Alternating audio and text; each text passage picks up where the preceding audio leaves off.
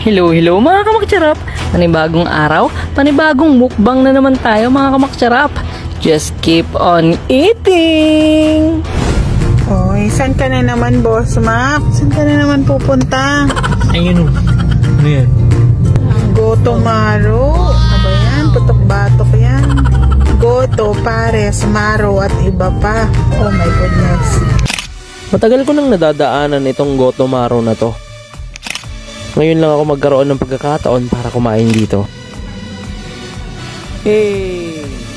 Maganda yung ambience ng lugar, hindi ka pagpapawisan kapag humigop ka ng mainit na sabaw.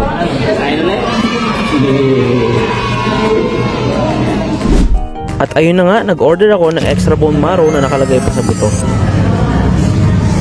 Tikman natin ng very light. Sarap! Yung nakikita yung puti sa may pares ay bone marrow yan. Pero nag-order pa rin ako ng bone marrow na nakalagay sa buto.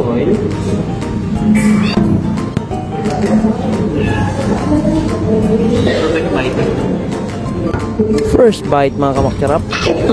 The wall. May sapay. Siya nga pala matatagpuan ng Goto Maro sa Santa Maria, Bulacan. Malapit lang ito sa Bulak kung galing ka ng Sapang Palay. Sayang nga lang at wala akong dalang kamaktsarap chili garlic oil nung oras na yan. Kaya sayang. Sayang na sayang talaga. Oh, ayan oh, nakakatakam, 'di ba? At hindi na nga ako nakatiis, nilagay ko na ito sa mangkok ko.